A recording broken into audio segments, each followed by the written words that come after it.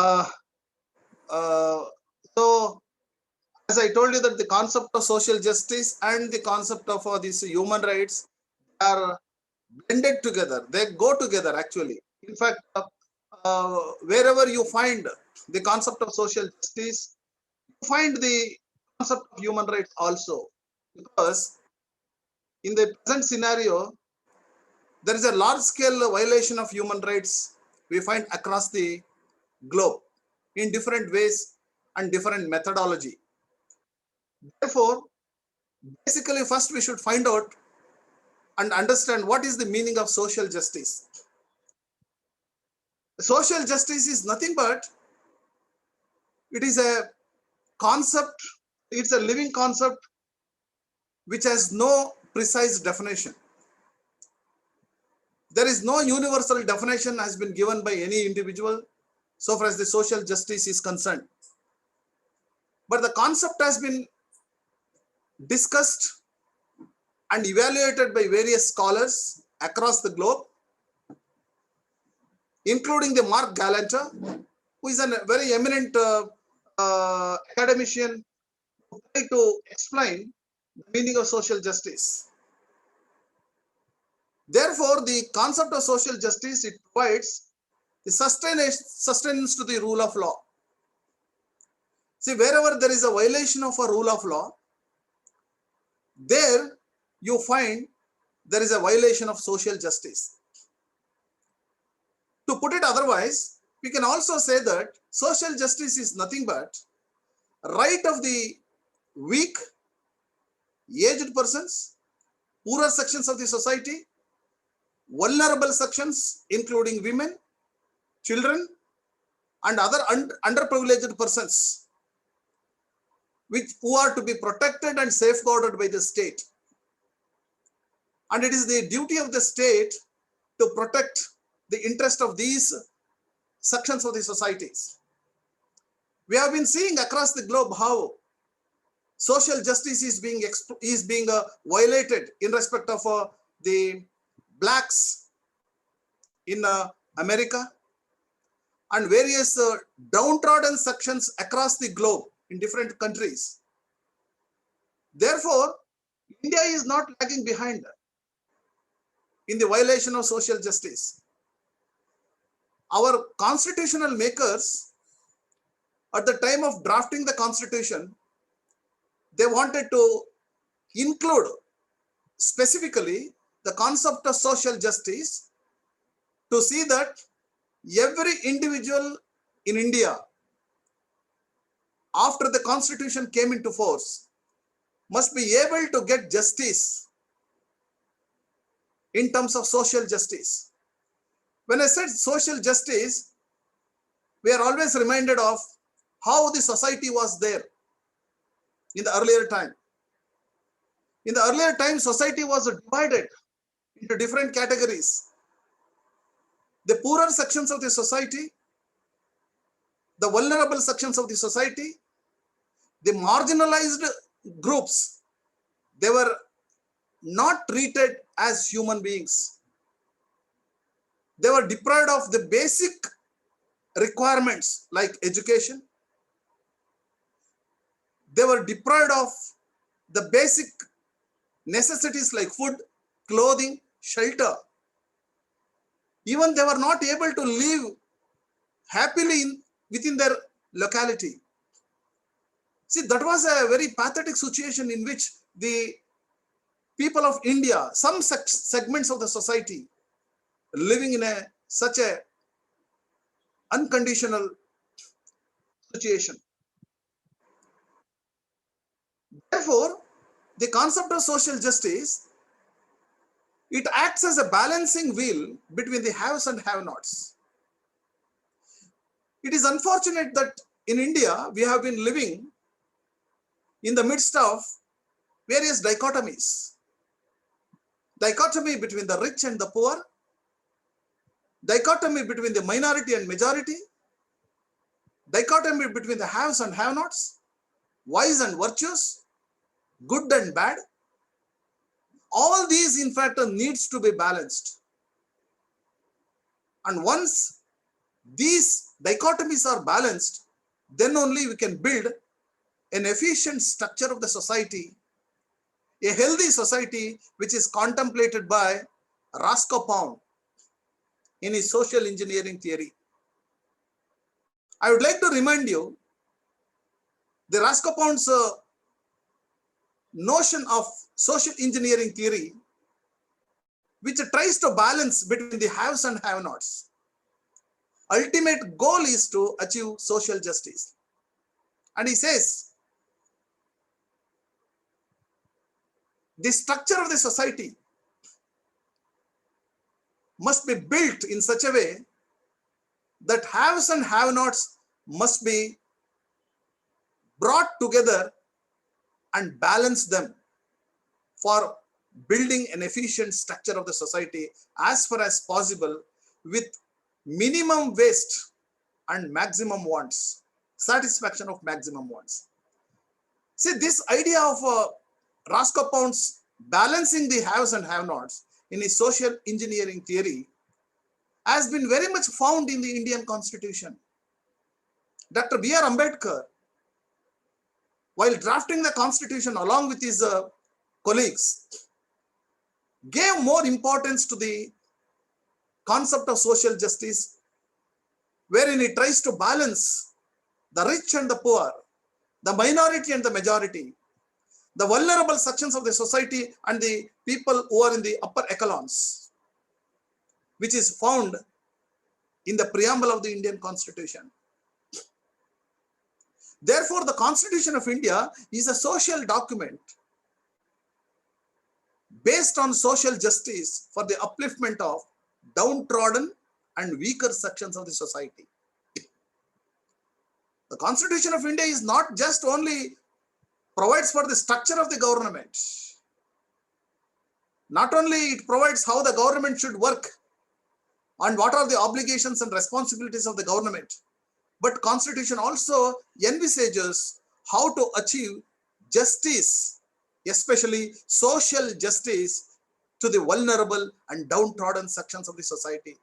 You might be knowing, for many, many years, some segments of the society, they were not allowed to live just like human beings. They were not allowed to live with the rest of the society just like human beings. It is because of various technical reasons. In order to abolish all these inequalities, injustice, which was in existence in the Indian society, the Constitution envisages the concept of social justice. Social justice, basically, it is an integration of weaker sections, and is the need of the hour. There is a need to integrate the people across the country. And therefore, if you look at the preamble of the Indian Constitution, you find the Constitution of India seeks to secure all citizens justice, liberty, equality, and fraternity. See, all these concepts are also in a way linked with the social justice, because these four concepts, they are the basic pillars of the Constitution. The entire edifice of the Constitution is built on the premise of justice. It could be social justice, it could be political justice, it could be economic justice. It is also built on the premise of liberty, equality, and fraternity. Therefore, the promise of social justice finds expression in the very preamble of the Indian Constitution.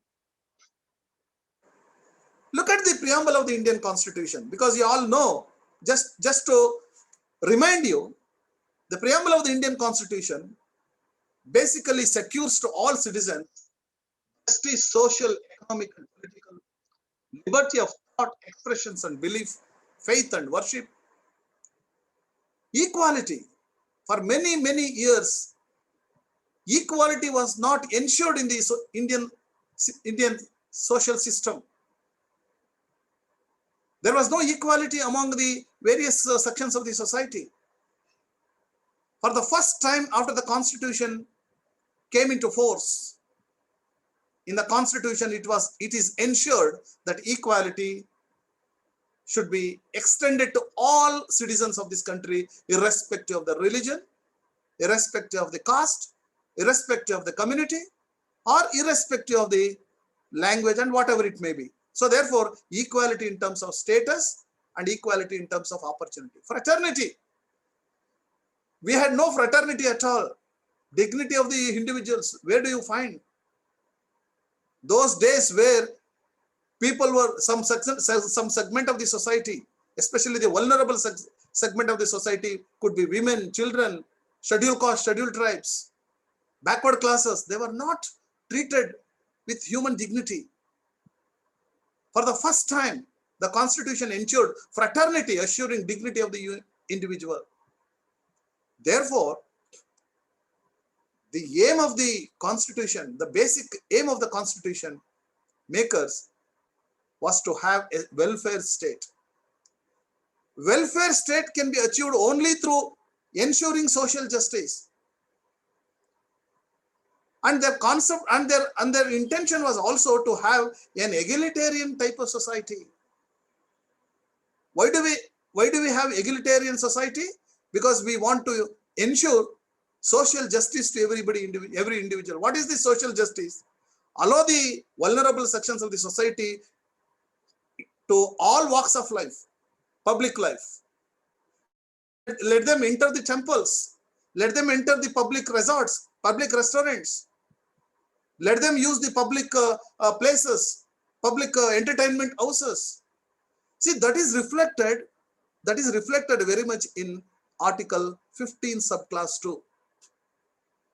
Therefore, the Constitution of India, by ensuring social justice, wants to build an egalitarian society to overcome all types of discriminations, inequality, injustice, exploitations, humiliations suffered by various groups of the society.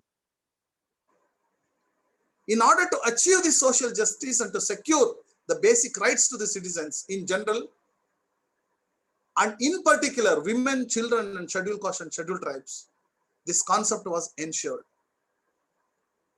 Therefore, if we look at the concept of equality, equality without social justice, it becomes a mirage.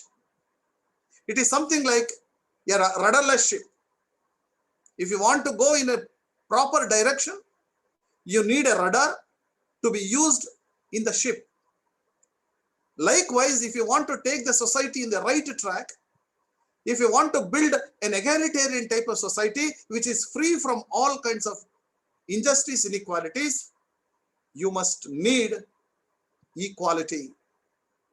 Equality is the rider to achieve social justice, and therefore Article 14 acts as a limitation on the power of the state not to discriminate any individuals for the purpose of ensuring social justice. What does Article 14 says? Article 14 speaks about state shall not deny equality before law and equal protection of law. Right? See, that is to say, I still remember Ivor Jennings says, right from the Prime Minister down to the constable, law should treat every individual equally. Likewise, if you look at the class Article 15, class 2, state shall not discriminate against any citizen solely on the ground of religion, race, caste, sex, and place of birth. These are all the 5 prohibitory constitutional grounds on which no individual shall be discriminated, either on the ground of religion, just because an individual belongs to a Christian, an individual belongs to a Muslim, an individual belongs to a Parsi or a Hindu, he shall not be discriminated by the state, either in providing privileges or in confirming any obligations. Likewise, on the ground of race, on the ground of caste, sex, and place of birth. Just because an individual in fact belongs to a particular sex, either male or female, she or he shall not be discriminated by the state. Then what is to be done? State shall provide equal opportunity to all citizens in matters of public employment or in all kinds of employments. Therefore, the very concept of social justice is found in various provisions of the Constitution. For example, Article 17 of the Indian Constitution also, in fact, it promotes for social justice. It says, practice of untouchability in any form is abolished. See, whatever may be the method, whatever may be the type in which you perform the untouchability, you perform the casteism, you perform the inequality, it is an offense under the Constitution, and it is totally abolished. The enforcement of such disability, that is untouchability, arising out of in any injustice, is an offense and punishable under the Constitution. Likewise, if you look at the Article 21 of the Indian Constitution, which is the backbone of the entire social justice of the Constitution, which says no person shall be deprived of his life or personal liberty except according to the procedure established by law. See, it is only through law and law alone, only through rule of law, that a life of an individual or a liberty of an individual can be taken away by the state, only with justification. If there is no legal justification, even if a law in fact is made for taking over your life, will be invalid. It will be unconstitutional. So therefore, a person's liberty or life cannot be taken away by the state authorities or through any legislation except the procedure established by law. There are certain procedures. As you all know, that the procedure established by law was highlighted by the Supreme Court in Maneka Gandhi versus Union of India. Gandhi's passport was impounded, refused to get renewed without providing any reasons. The matter was taken to the Supreme Court and it was challenged before the Supreme Court on the ground of Article 21 of the Indian Constitution, on the ground of right to life under the Indian Constitution. The Supreme Court said right to life under Article 21 includes not just only the bare necessity of food, clothing, shelter. It includes so many other components, which includes right to go abroad also. If a person is deprived, if a person is prevented from going abroad without giving any lawful justification, then it also violates the right to life. So therefore, how to ensure social justice for them? Going abroad, in fact, is not confined only to a particular sections of the society who are elite groups. Even an ordinary man, even an ordinary person in India should also be able to get social justice by ensuring right life and right to go abroad. And that was the spirit and the ratio decidendi of Maneka Gandhi versus Union of India. Likewise, any forms of forced labor is prohibited. Today, if you look at the various sectors, especially the mining sectors, where how the laborers are forced by the miners to work in the mining operations day and night without providing the basic amenities. There are plethora of instances, there are plethora of decisions given by the Supreme Court. For example, in Bandhu Mukta Morcha versus Union of India is a classic example where the laborers who are appointed, who are recruited for working in various stone quarries, they were not allowed to go even after the fixed period was over. They were not provided even the basic necessities like protective devices while they were working inside the mining operations. They were not provided even the minimum wages as required by the Minimum Wages Act. See, this kind of exploitation by the minors was regulated by the constitutional provisions under Article 23 of the Indian Constitution, which says any forms of forced labor is prohibited.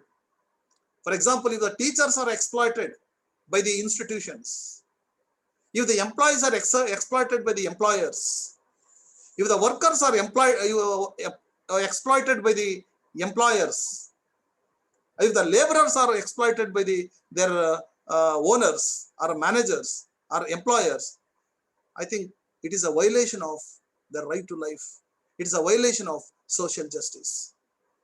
Likewise, in many industries, in many factories, in many fields, in fact, children below the age of 14 years are employed, especially in the factories.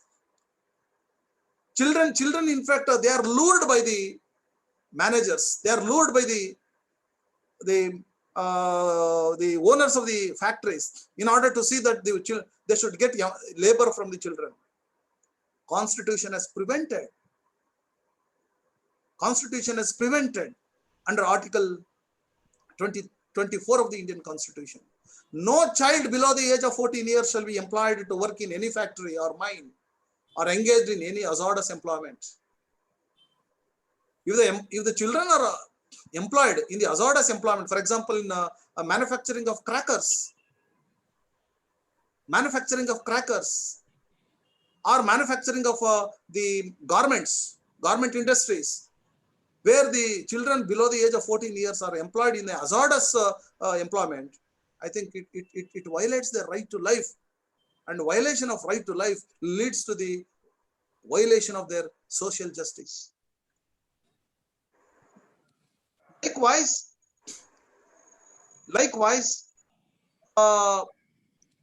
we should also, in fact, one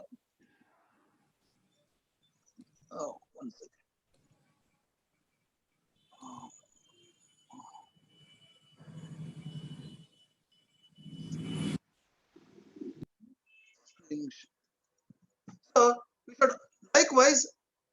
We should also think about how this social justice is, in fact, is connected with the human rights concept.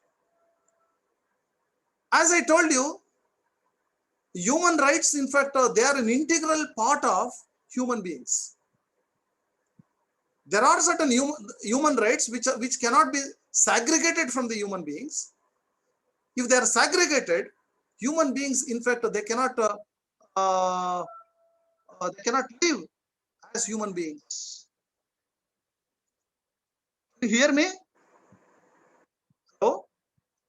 Yes, sir. Yes, sir. Can you hear me? Yes, sir. Yes, sir. I'm not hearing anybody's voice. I have muted. Okay. So therefore, we have to respect human beings by ensuring social justice. Yes, sir. So if you look at the human rights are not created by the legislation. As I told you in my previous class, it is not created by the legislation. Human rights are endowed by nature. Since human rights are endowed by nature, human beings cannot take away those minimum human rights or basic human rights. And also they are not subject to the process of amendment. Therefore, Supreme Court in Keshavananda Bharati versus State of Kerala in 1973 had to say that there are certain rights, the basic rights, which cannot be taken away even through constitutional amendments. That is through the basic structure theory. For example, equality is a basic structure which cannot be taken away even through the constitutional amendment. Therefore, these human rights are recognized under various legislations, various municipal laws, and international laws. For example, I told you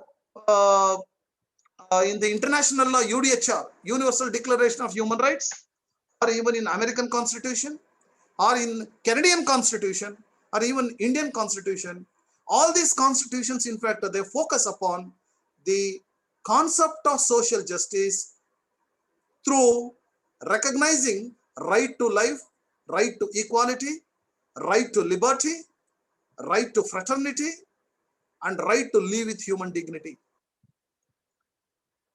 The Indian judiciary is not lagging behind, because American Supreme Court has also, in fact, recognized the concept of social justice in various cases. For example, when the case came before the Supreme Court in relation to the racial discrimination, the Supreme Court had to say that racial discrimination is not contemplated and it is a violation of the amendment, 14th Amendment of the American Constitution. Indian judiciary is not lagging behind that. There are plethora of cases in which the Indian judiciary has also given decisions in favor of recognition of social justice for every vulnerable sections of the society or people who really require the social justice. If you look at the Francis Carole Mullin versus Union Territory of Delhi, Francis Carole versus Union Territory, in which the question was whether right to live with human dignity, is it an integral part of social justice? And of course, the Supreme Court had to say that Article 21 of the Indian Constitution, right to live, it includes right to live with human dignity. It goes along with the bare necessities of life, such as adequate nutrition, clothing, shelter, and even facilities regarding reading, writing, moving freely with fellow beings. They're all, in fact, compendious rights within the meaning of right to life under Article 21. The court had to say that denial of minimum wages to laborers working in various industrial establishments or factories also amounts to violation of right to live with human dignity, Article 21. An interesting case also came before the Supreme Court in 1986 in relation to the human right, how human right, in fact, is so assumed so much significance in the light of social justice. In Volga Police versus Bombay Municipal Corporation, as you know, that Volga Tellis was an organization meant for ensuring social justice to the downtrodden sections of the society, vulnerable sections of the society. It is based in Bombay. The commissioner, Bombay Municipal Corporation commissioner, took a decision to evacuate more than 20,000 payment dwellers from their payments in order to ensure the beauty of the Bombay city. The matter was taken to the Supreme Court through Volga Tellis organization. It is a NGO, non-governmental organization. When the Supreme Court found that how the commissioner had taken a decision unanimously to evacuate more than 20,000 payment dwellers from their respective payments, the Supreme Court struck down the order issued by the commissioner and said, no person can live without any means of livelihood. Removing of any petty businessmen, removing of any payment dwellers without lawful justification or without providing alternative livelihood is a violation of right to life under Article 21 of the Indian Constitution. What kind of social justice we can think of if the payment dwellers are evacuated or they are removed from their payment? See, this clearly, in fact, very unusual and a very pathetic condition in which the payment dwellers, in fact, they were removed. fortunately, the Supreme Court said removal of the payment pillars is a violation of social justice. It is the duty of the state to ensure justice to these kind of sections of the society who are completely depending upon their livelihood on their petty business. If they are not protected, then it is a violation of their fundamental right given under Article 21 Indian Constitution.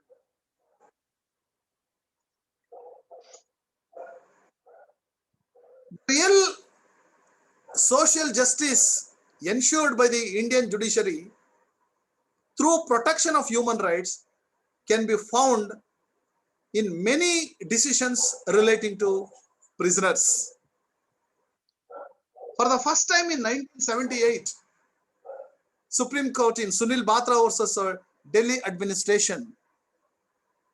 Sunil Batra versus Delhi administration. It is found that death sentence given by the state arbitrarily or unusually is violation of human rights. Can you hear me? Hello? Yes, sir. Audible, sir. Yes, Yes, sir. sir. Yes, sir. Audible, sir. Because Yes, sir. Audible, sir. I'm not seeing you any one of you. Just a minute. Open it. We are very much here, sir. One second. Because I'm not seeing you. Yeah.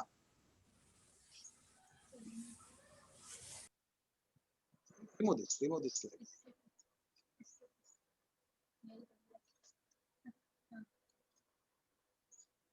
Just a minute. Share it. Okay. No, share on it's not. Okay. Anyway. The petitioner, in fact, in the Sunil Batra was a Delhi administration, the petitioner was sentenced to death by district session judge, and he was kept in the solitary confinement, and also he was subject to various methods of inhuman punishments or inhuman tortures. I think the Supreme Court had to say that this kind of solitary confinement given to a prisoner, making him segregated totally from the fellow prisoners, it is also nothing but a violation of a human right. It said solitary confinement precludes the prisoners from his fellow prisoners. It is a gross violation of human right, of right to life under Article 21 of the Indian Constitution. But look at in Bandhu Mukti Morcha versus Union of India, as I said earlier. In this case, the workers, in fact, they were working in various stone quarries. They were all brought from various states.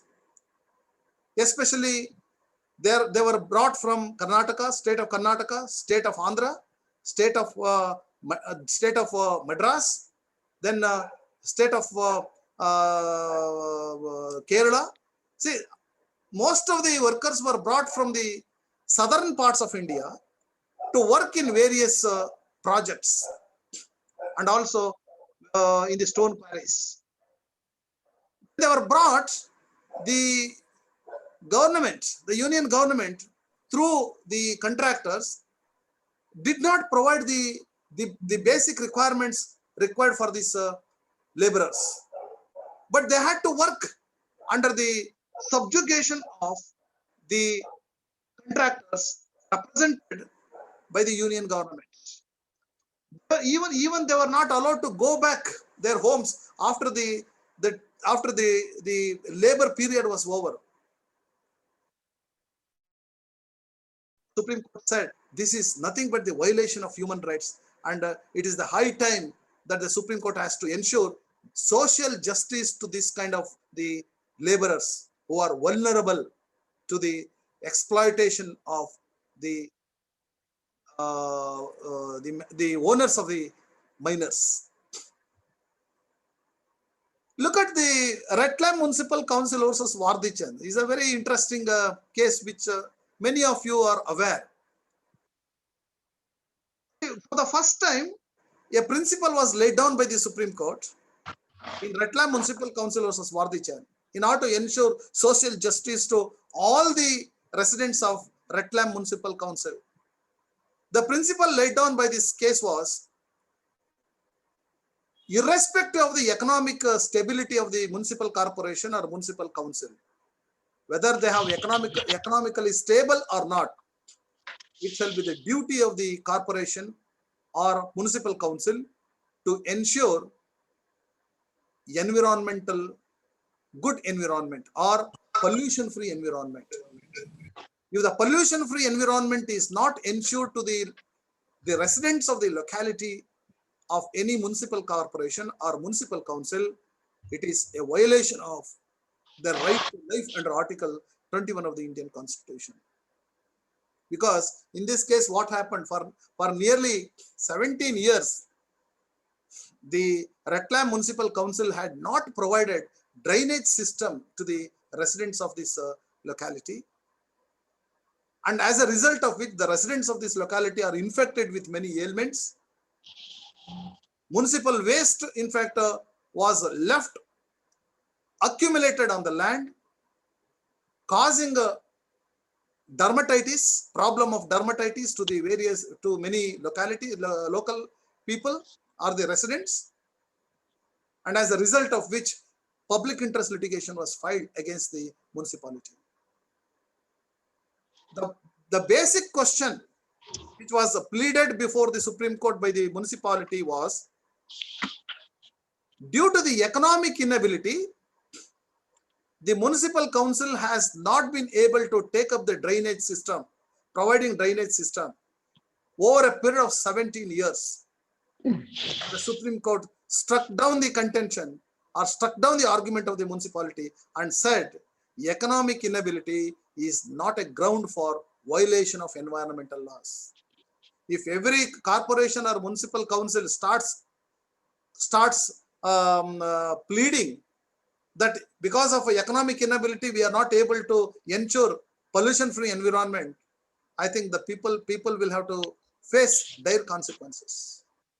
And therefore, in this Ratlam Municipal Council versus Vardichan, the Supreme Court had to say that right to health is an integral part of right to life, and right to health is, if right to health is violated as human right, then we cannot ensure social justice to the residents of the municipality or municipal corporation jurisdiction.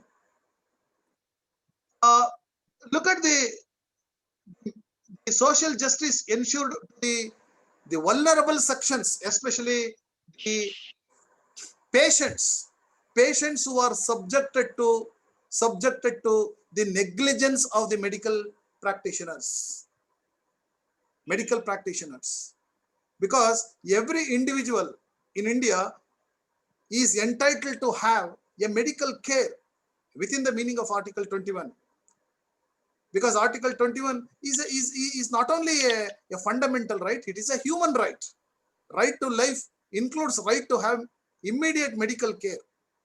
If the medical care is not ensured, then what kind of a right to human right we can think of?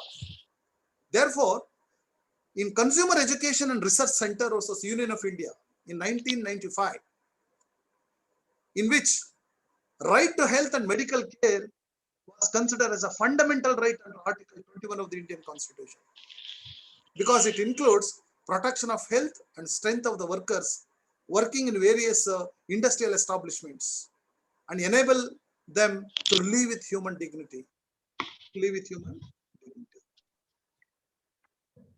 Likewise, in Paramananda Katara versus State of Bihar, which many of you are aware, where for the first time the Supreme Court said any medical practitioner or any medical institution, whether it is a private or public, fails to provide emergency medical treatment to an ailing patient also violates right to life under Article 21. So therefore, for the first time, the Supreme Court highlighted and recognized the right to have emergency medical treatment as an integral part of right to life under Article 21 of the Indian Constitution. Article 21 of the Indian Constitution. And of course, in Emily Singh versus State of Uttar Pradesh, again the Supreme Court said, if the shelter is deprived by the state to any individual, then it also violates the human right. It also, in fact, violates human rights, and it is the duty of the state to ensure social justice by ensuring the right to shelter. So therefore, in this case, the Supreme Court said shelter for human beings is not mere protection of his life and limb, but it helps to grow physically, mentally, intellectually, and even spiritually. And in order to live with a decent life, there is a requirement to have a shelter. And therefore, the minimum shelter is to be ensured by the state in order to make their life meaningful as provided under Article 21 of the Indian Constitution. Friends, the most important, the social justice needs to be ensured through recognition of the human right is right to speedy trial. Look at the gross violation of human rights found in the prisons.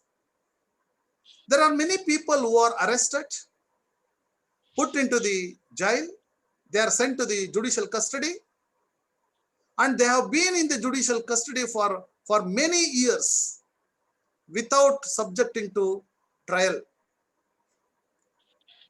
If there is no speedy trial, then these prisoners, they are called as under trial prisoners. Prisoners who are awaiting for the trial to start, they are called under trial prisoners. Such under trial prisoners have been languishing in the various jails in India, across India, for several years without subjecting them to trial. The Supreme Court said, justice delayed is justice denied. And this is one of the most valuable and cherished fundamental right to speedy trial. If no speedy trial is conducted, it violates the liberty of the prisoner. Therefore, such prisoners who are in the prison for a longer time, who have been languishing in the jail for a longer time without subjecting to trial, should be immediately released. And this is how the Supreme Court said speedy trial is also considered as fundamental right, and also it is also considered as human right. This is exactly what we find in the Husainara cartoon versus Home Secretary, State of Bihar.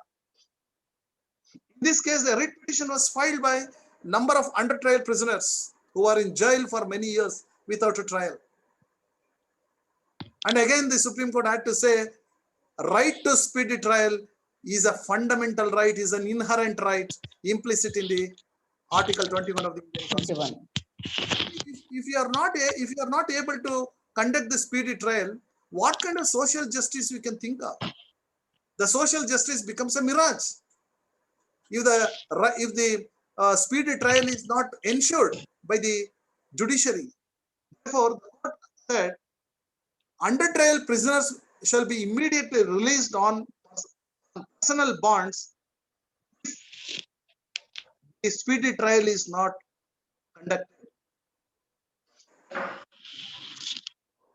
And lastly, how to enforce these human rights in order to ensure social justice. Human rights can be enforced through various mechanisms in order to achieve social justice, which is the preambular objectives of the Indian Constitution. The first method in which the enforcement of human rights to achieve social justice is through National Human Rights Commission.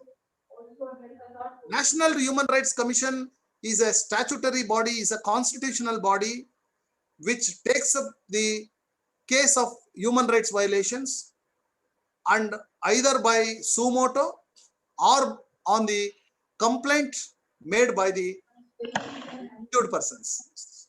Number one. Number two, human rights can also be enforced through public interest litigation. Public interest litigation is a very strong weapon in the hands of the public in order to protect the interest of the people whose human rights are violated or whose social justice is violated. Likewise, the Indian Constitution has also provided constitutional remedies. Article 32 and 226 of the Indian Constitution. Wherever your fundamental right to equality is violated, your social justice is violated. And therefore, through writ petitions, either in the form of a writ of habeas corpus, writ of mandamus, writ of certiorari, writ of quo warranto, depending upon the requirement, the Supreme Court and High Courts under Article 32 and 226 can enforce your human rights, can enforce your fundamental rights. It can also be enforced through non-governmental organization. Today, we have to appreciate the role being played by the non-governmental organization. NGOs. NGOs are playing a very crucial role, much more than the judiciary, I would say, because they are the persons who are directly in touch with the people of the society. Whenever the violation of human rights takes place, wherever social justice is required, immediately these people will enter and they will try to ensure social justice and try to protect the human rights, either by filing a writ petition under Article 32 or filing a writ petition under Article 226 of the Indian Constitution. Above all, in order to ensure and enforce human rights, people's voluntary involvement is essential. Every individual must have a concern towards the protection of human rights. And it is not, if a human right of one individual is violated, the other individuals simply just mock at them. They should help in ensuring human rights. They should help in ensuring social justice. If the human rights are infringed by the state authorities, then also there must be a voluntary, people should voluntarily come forward for the protection of those individuals, for the ensuring. Okay, now I think is the time for asking questions. If you have any questions, kindly ask me. I would like to respond to your questions. Yes, sir. I am Dr. Shahzada Ashraf. Can you hear me, sir? I am hearing. Yes, sir. I am Shahzada Ashraf from JNK, sir. Tell me, sir. Sir, I have many times I have come across such type of news in national papers that people are actually booked for serious charges. Incriminating evidence has been found against him. It is cited in the newspapers, and they are put behind the bars on serious charges. Serious allegations are leveled against them, and they are then put behind the bars, and they have to spend at least 20-25 years in the jails. That means they have to spend energetic years, the creamy years of their life in the jails. Then after 25 years, they are released, and the court says that no evidence was found against them. There are such cases. Now, what kind of compensation can you give to such prisoners who have been put behind the bars on false accusations, and they are court declares them to be innocent and they are released, but they have lost their creamy years in the jails? What kind of compensation? How can the agency be deterred from taking such? Second, sir, my second question. Sir, you talked about equality. You talked about equality in Keshavananda Bharti case, that it is actually the part of basic structure of the Indian Constitution. Keshavananda Bharti case versus State of Kerala, 1973. You talked about it. Sir, and you talk about that it's a human right. Of course, it's a human right. But I see equality in tangible sense. It has been judiciously included in Part 4th of the Indian Constitution in the directive principles. More precisely in Article 39, 39B, and 39C, where the state state is required to discourage the amassment of wealth in only few hands. There should be circulation of wealth. So wealth should not be wealth should not accumulate in certain sections only. Ask your questions right away. Yes, sir. Yes, sir. So I don't see equality. You see, there is an Oxfam report. According to Oxfam report, 58% of the total wealth in India is actually that is controlled by 1% of the richest people. Now, what kind of equality is there? But these are my two questions. Did you No. get my questions? Yeah. Very simple. For your first question, according to rule of law, whenever a prisoner, in fact, he is in the prison for a long time because of various allegations, strong allegations, and if the allegations are not proved, and after that, if he is released after 20 years or 25 years, what is the justice in respect of such prisoner? Rule of law says, under such circumstances, you can file a malicious prosecution against such persons. Those who have filed a false complaint against you, based upon which you are sent to the prison, and you have been there prison for more than 20 years or 25 years, you can file a malicious prosecution against such individuals, and the court will have to award huge compensation for you under the malicious prosecution. Number one. Number two, regarding our equality. See, equality, as I told you in my earlier class, I told you, equality is not 100% we can achieve as it is provided under Article 14 of the Indian Constitution. Because the real spirit of equality, as you said, it is found in the directive principle of the state policy. But unfortunately, directive principle of the state policy, they are not enforceable in a court of law. If any of the directive principle of the state policy is not implemented by the government, you cannot file a suit against the government for the implementation. But there is only one exception to that. The one exception is that whenever any legislation is made by the state to implement the directive principle of the state policy, for example, equal pay for equal work. Suppose there is a Equal Pay Remuneration Act is made. If any of the provision of the such a statute or legislation is violated, then you can enforce the fundamental right. Only when the supportive legislation is made in order to give implementation to the directive principle of the state policy.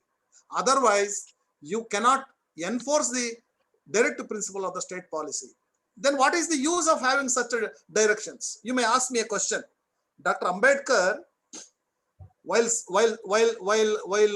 arguing and while giving answer to the Constituent Assembly on this point, he said, fundamental rights, though directive principle of the state policy, though they are not enforceable in a court of law, but they are fundamental.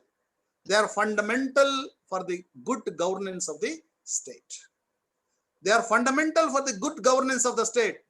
If the state or the government, any government, fails to implement the directive principle of the state policy, then such government will doom to fail in the next general election. People will throw the government out of the power. That is the sanction, that is the power of directive principle of the state policy. Thank you. Next. Any questions? Any other questions? Sir, can I ask, sir? Tell me.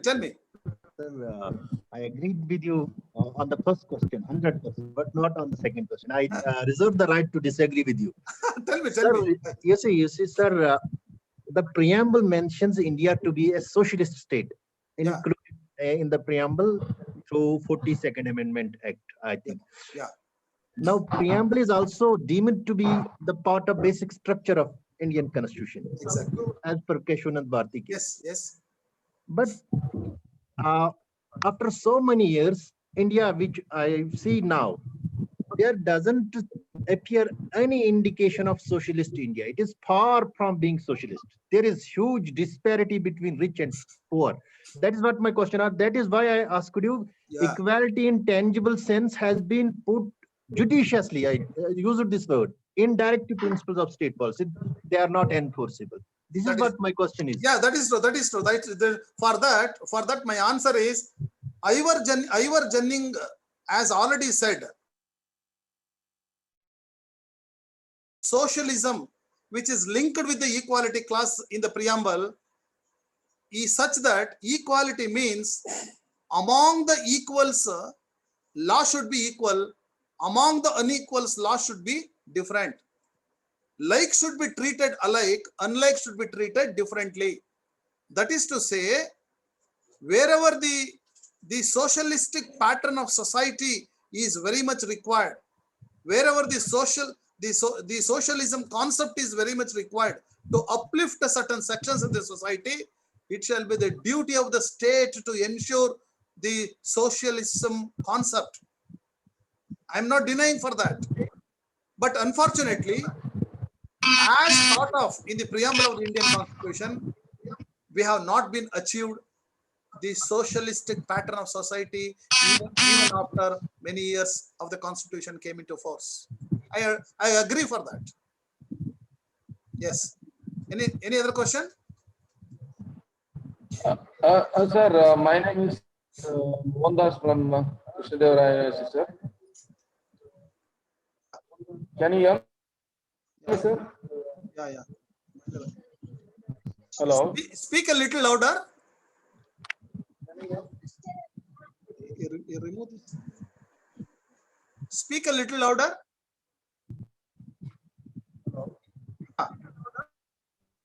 Speak a little louder.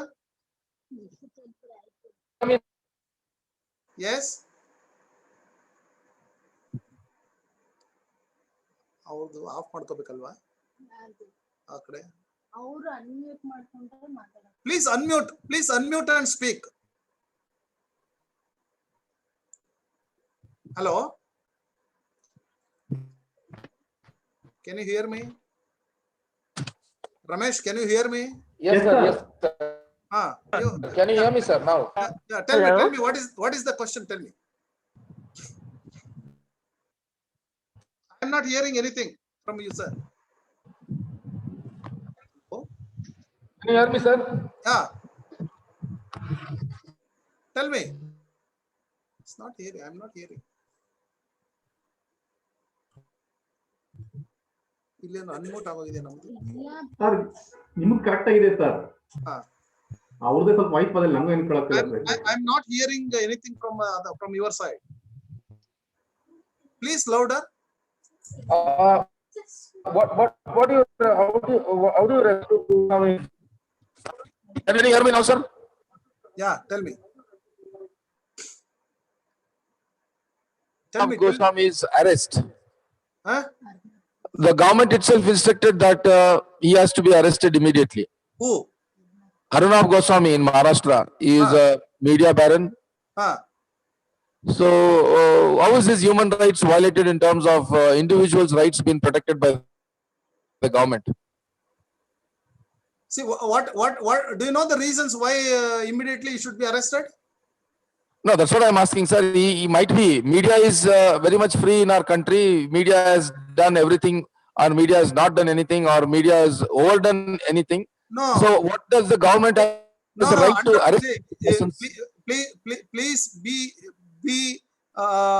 clear in your words. Under Article 19 of the Indian Constitution, freedom of speech and expression.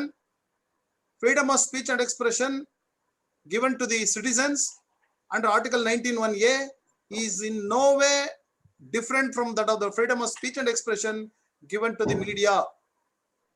Media or any citizen of this country can equally enjoy the same freedom of speech and expression. There is no difference.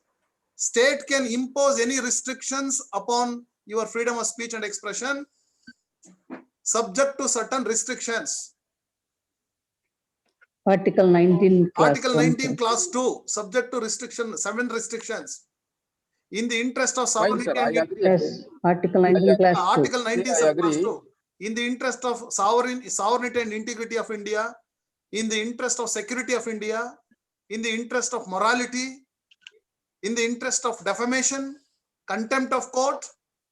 See, there are so many constitutional restrictions are there. Your freedom of speech, Reasonable your freedom of speech and restrictions. expression is not absolute. I'm not telling. Tell me. Freedom of speech and expression is absolute, or, sir. Do you think that the complete constitution is? Do you also agree that the complete vehicles? Complete? Constitution. What is? Please louder. See, one media person was also. I'm not hearing correctly. Network, I think his Network network. problem, sir. Network problem. I'm not hearing properly. Pushpa, madam, better to. Tell me, Yeah. madam. Any other questions? Any other questions from the participants? No. Okay, thank you so much. Any other questions? Sir, 1 minute. Pushpa, madam. It's time for break. Madam, please. Yes, sir. Yes, sir. Today it's my privilege to propose heartfelt thanks to my guide and also